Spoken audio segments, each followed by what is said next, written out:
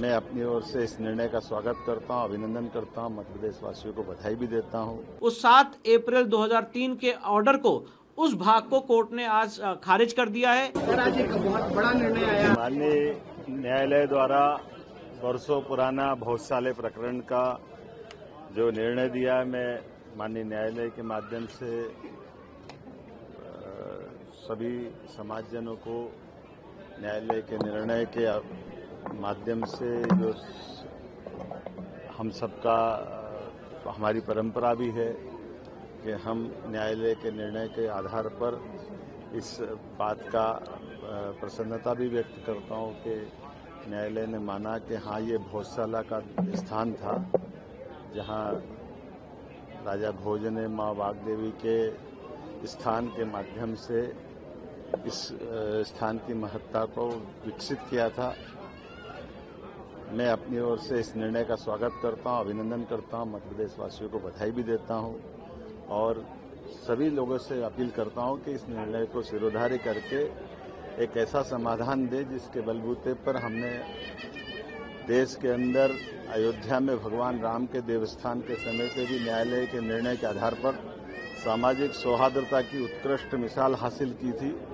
उसी परंपरा में मध्य प्रदेश भी एक दूसरा स्थान बन सकता है जब हम अपने इस समाधान के बलबूते पर न्यायालय के निर्णय के आधार पर हम अपने लिए इस निर्णय को सिरोधार्य करके एक स्थायी समाधान हमेशा परस्पर आपसी भाईचारे का बनाएं। सर, आज बहुप्रतीक्षित धार भोजशाला मामले में फैसला आया है। किस तरह का ये फैसला था? कितने दिन की सुनवाई हुई? कब का ये आप लोगों ने पिटीशन लगाई थी और कितनी कुल याचिकाएं लगाई? देखिए, मुझे याद है कि जब इस याचिका को हमने लगाया था और इस मामले में नोटिस जारी हुआ था, तब आपसे रूबरू हुए थे, मुलाकात हुई थी। 11 मई 2022 का वो दिन था जब इंदौर हाईकोर्ट ने इस मामले में पहली बार नोटिस जारी किया था, इस मामले को एडमिट किया था और फिर उसके बाद इसकी सुनवाई शुरू हुई। इसके बाद हमने यहाँ पे एक एप्लीकेशन दी थी जिसमें हमने मांग की थी कि यहाँ पे आर्कियोलॉजिकल सर्वे ऑफ इंडिया द्वारा सर्वे किया जाए। उस एप्लीकेशन पे ऑनरेबल जस्टिस धर्माधिकारी साहब की खंडपीठ ने उस एप्लीकेशन को अलाउ किया था 11 मार्च 2024 को और उसके बाद यहाँ पे 98 डेज का एएसआई का सर्वे हुआ।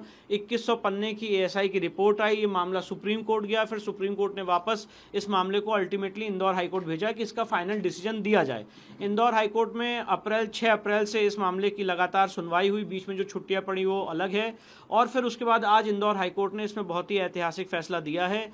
राम मंदिर के जजमेंट के बाद ये दूसरा ऐसा फाइनल निर्णय है जो हाईकोर्ट से आया है और आज इतने दिन की सुनवाई और 2022 से लगातार 4 साल की इस लीगल कार्रवाई के बाद आज ये बात सिद्ध हुई है, स्पष्ट हुई है कि जो भोजशाला का पूरा परिसर है वो राजा भोज द्वारा बनाया गया था। ये एक माँ वाग्देवी, माँ सरस्वती का स्कूल रहा है, स्कूल ऑफ संस्कृत लर्निंग रहा है, उनका मंदिर रहा है और जो यहाँ पे मुस्लिम समाज के लोग गलत ढंग से नमाज अदा करते आए हैं, उस 7 अप्रैल 2003 के ऑर्डर को, उस भाग को कोर्ट ने आज खारिज कर दिया है और हमारे जितने आर्गुमेंट थे कोर्ट ने उस बात को एक्सेप्ट किया है और जो माँ सरस्वती, माँ वाग्देवी की आज प्रतिमा ब्रिटिश म्यूजियम लंदन में रखी हुई है, कोर्ट ने यह भी कहा है सरकार से कि वो उसको कंसिडर करें कि उसको वापस लाया जा सके। साथ ही साथ अगर कोर्ट ने मुस्लिम पक्ष को ये लिबर्टी दी है कि अगर वो सरकार के सामने प्रत्यावेदन देते हैं नमाज के लिए और मस्जिद के लिए ऑल्टरनेट लैंड का, तो सरकार उसको कंसिडर करेगी धार क्षेत्र के अंदर। सर, मुस्लिम पक्ष ने धार कोर्ट में भी सिविल सूट लगाया था जी, उसका कोई देखिए औचित्य नहीं होता है क्योंकि सिविल सूट से आप हाईकोर्ट की प्रोसीडिंग्स को बाधित नहीं कर सकते, ना प्रतिबंधित होती हैं। ये रिट जुडिक्शन है और इसमें जो आर्कियोलॉजिकल सर्वे ऑफ इंडिया का एक्शन था 7 अप्रैल 2003 का, वो अंडर चैलेंज था। इसलिए सिविल सूट फाइल करने से हाईकोर्ट की जो अधिकार है, हाईकोर्ट की जो पावर्स हैं, वो खत्म नहीं होती। मुस्लिम पक्ष ने फैसला आने से पहले कहा था कि अगर उनके खिलाफ फैसला आता है तो वो सुप्रीम कोर्ट या बिल्कुल सुप्रीम कोर्ट वो जाएं, उनका अधिकार है और सुप्रीम कोर्ट में उनका स्वागत हम लोग भी वहां पे करेंगे और वहां पे हम लोग भी सुप्रीम कोर्ट में मौजूद रहेंगे और अपनी बातें कोर्ट के सामने सुप्रीम कोर्ट में भी तर्क के आधार पर जैसे हाईकोर्ट में रखी वहां पे भी लड़ेंगे।